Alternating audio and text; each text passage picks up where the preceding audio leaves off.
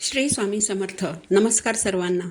श्री स्वामी समर्थ कृपा या माझ्या यूट्यूब चॅनलवर सर्वांचं मनापासून खूप खूप स्वागत. स्वामी महाराजांच्या कृपेने तुमचा आजचा दिवस खूप सुखाचा आणि आनंदाचा जावो हीच मी स्वामींच्या चरणी प्रार्थना करते आणि आज या नवीन व्हिडिओला सुरुवात करते. उद्या 29 जून 2026 वार आहे सोमवार आणि या दिवशी आलेली आहे वटपौर्णिमा. दरवर्षी ज्येष्ठ महिन्यातील पौर्णिमेला वटपौर्णिमा हा सण साजरा केला जातो. या दिवशी विवाहित महिला अखंड सौभाग्यासाठी आणि पतीच्या दीर्घ आयुष्यासाठी दिवसभर व्रत करतात आणि वडाच्या झाडाची मनोभावे पूजा करतात. पौराणिक कथेनुसार या वटपौर्णिमेच्या दिवशीच सावित्रीने तिचा पती सत्यवानाचे प्राण या वटवृक्षाखालीच यमराजाकडून परत मिळविले होते. तेव्हापासून वडाच्या झाडाची पूजा करण्याची परंपरा सुरू झाली. म्हणून आज या व्हिडिओमध्ये मी तुम्हाला अतिशय महत्त्वाची माहिती सांगणार आहे. तर वटपौर्णिमेची तिथी नक्की किती वाजता सुरू होणार आहे, पंचांगानुसार वटपौर्णिमेची पूजा करण्याचा शुभमुहूर्त कधी असणार आहे, याबरोबरच प्रत्येक दिवशी एका विशिष्ट वेळेत राहुकाळ सुरू होतो. या राहुकाळात कोणतीही पूजा करणे वर्ज्य मानलेले आहे. कोणतीही पूजा ही राहुकाळात केली जात नाही. तर उद्या वटपौर्णिमेच्या दिवशी कोणत्या वेळेत राहुकाळ असणार आहे, त्याचबरोबर वडाच्या झाडाची पूजा करताना काही अशा चुका घडत असतात ज्या अगदी 99% महिलांकडून होत असतात आणि या चुकांची त्या महिलांना कल्पना देखील नसते. म्हणून व्रत करून त्यांना कुठेतरी फळ जे आहे तर ते मिळत नाही. आजच्या व्हिडिओमध्ये ही सर्व माहिती मी तुम्हाला सांगणार आहे. यामुळे तुम्ही व्हिडिओ शेवटपर्यंत ऐका. चॅनलवर नवीन असाल तर चॅनलला सबस्क्राईब करा आणि असेच माहितीपूर्ण व्हिडिओ पाहण्यासाठी बेल आयकॉनला देखील प्रेस करा. तर पहा, वटपौर्णिमेच्या दिवशी प्रत्येक सुवासिनी स्त्री व्रत करते आणि अगदी मनोभावे वटवृक्षाची पूजा करते. यंदा वटपौर्णिमेची पूजा करण्यासाठी 3 शुभमुहूर्त आहेत. त्या शुभमुहूर्तांवरतीच तुम्ही पूजा करण्याचा प्रयत्न करायचा आहे. याचबरोबर या 3 शुभमुहूर्तांसोबतच एक अशुभ मुहूर्त सुद्धा आहे. म्हणजे बघा, प्रत्येक दिवशी अशी एक वेळ असते जी अशुभ मानली जाते. तर त्या वेळेमध्ये तुम्हाला चुकूनही वटवृक्षाची पूजा जी आहे तर ती अजिबात करायची नाही. आता 3 शुभमुहूर्त जे आहेत तर ते कोणत्या वेळेत आहेत आणि अशुभ मुहूर्त जो आहे तो कधी आहे हे जाणून घेण्या अगोदर वटपौर्णिमेची तिथी ही नक्की कधी सुरू होणार आहे आणि कधी समाप्त होणार आहे हे जाणून घेऊया.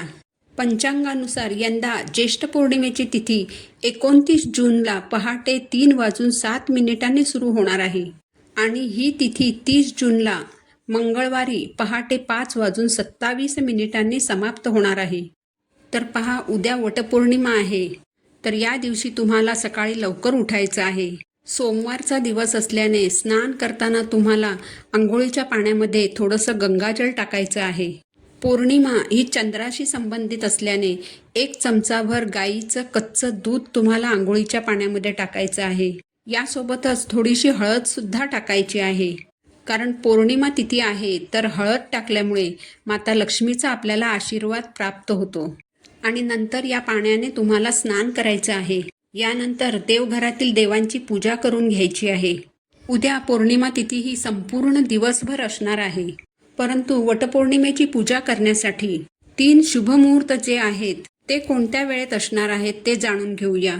तर वटपौर्णिमेची पूजा करण्यासाठी शास्त्रानुसार जी सर्वोत्तम वेळ सांगितली गेली आहे ती म्हणजे उद्या सकाळी 6:30 ते दुपारी 12:30 वाजेपर्यंतची आहे.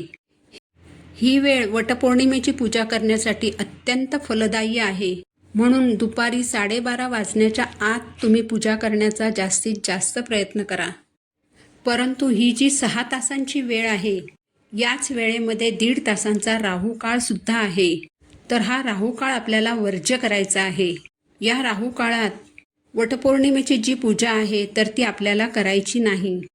तर हा राहुकाळ कोणत्या वेळेत आहे? उद्या सकाळी 7:30 वाजल्यापासून ते सकाळी 9 वाजेपर्यंतचा हा जो 1.5 तासांचा काळ आहे तो राहुकाळ आहे. म्हणून या वेळेमध्ये तुम्ही चुकूनही पूजा करू नका. तुम्हाला जर सकाळी वेळ मिळणार नसेल तर तुम्ही अगदी संध्याकाळी 6 वाजेपर्यंत देखील वटवृक्षाची पूजा करू शकता. पण या राहू काळामध्ये तुम्ही अजिबात पूजा करू नका.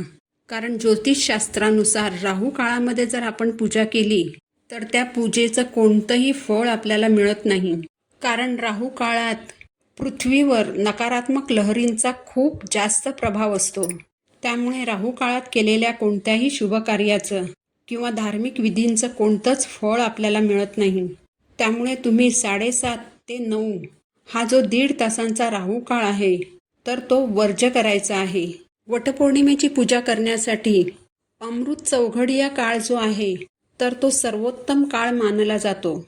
तर हा जो काळ आहे हा सकाळी 8:55 ते 10:40 आहे. या काळामध्ये तुम्ही वटपौर्णिमेची पूजा करू शकता. यानंतर तिसरा जो शुभ मुहूर्त आहे तो म्हणजे अभिजित मुहूर्त. हा मुहूर्त सकाळी 11:25 सुरू होईल आणि दुपारी 12:20 हा शुभ मुहूर्त असणार आहे. तर या अभिजित मुहूर्तावरती सुद्धा तुम्ही पूजा करू शकता. कोणतीही पूजा किंवा सेवा जेव्हा आपण शुभ मुहूर्तावरती करतो तेव्हा त्याचं आपल्याला खूप जास्त पटीने शुभफळ मिळतं. म्हणून तुम्ही उद्या वटपौर्णिमेची पूजा 3 शुभ मुहूर्तावरतीच करण्याचा प्रयत्न करा, जेणेकरून तुम्हाला तुम्ही केलेल्या व्रताचं संपूर्ण फळ प्राप्त होईल. वटपौर्णिमेची पूजा करण्यासाठी तुम्ही शक्यतो हिरवा, लाल आणि पिवळा या 3 रंगांच्या साड्यांपैकी कोणत्याही एका रंगाची साडी नेसून तुम्ही पूजा करू शकता. हे 3ही रंग पूजा करण्यासाठी खूप जास्त शुभ मानले गेले आहेत. याचबरोबर वटपौर्णिमेची पूजा ही तुम्हाला वडाच्या झाडाजवळच जाऊन करायची आहे. अनेक महिला या दिवशी एक खूप मोठी चूक करतात. घराच्या जवळपास वडाचं झाड नसेल तर अशा वेळी या दिवशी वडाच्या झाडाची फांदी तोडून घरी आणतात आणि देवघरामध्ये तिची पूजा करतात. तर हे पूर्णपणे अयोग्य आहे. कारण झाडाची फांदी तोडून ती झाडापासून वेगळी केली की ती फांदी निर्जीव बनते. त्या फांदीमध्ये जीवच नसतो तर त्याचं फळ आपल्याला कसं मिळेल? म्हणून तुम्ही वडाच्या झाडाजवळच जाऊन पूजा करण्याचा प्रयत्न करा. आता वडाची पूजा झाल्यानंतर आपण वडाच्या झाडाला 7 प्रदक्षिणा घालतो. तर त्यावेळी आपण झाडाला धागा गुंडाळत असतो आणि हे करताना बऱ्याच महिला म्हणजे जवळपास 80% महिला एक मोठी चूक करत असतात. ती म्हणजे जेव्हा आपण वडाच्या झाडाला प्रदक्षिणा घालत धागा गुंडाळायला सुरुवात करतो तेव्हा बऱ्याच महिला धाग्याला गाठ बांधून मग धागा वडाच्या झाडाला गुंडाळायला सुरुवात करतात.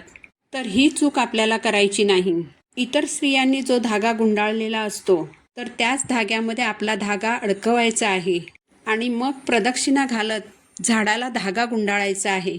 यानंतर जी चूक केली जाते ती म्हणजे प्रदक्षिणा झाल्यानंतर बऱ्याच स्त्रिया तो धागा जो असतो तो तोडून घेतात आणि उरलेली जी सूतगुंडी असते तर ती घरी घेऊन जातात.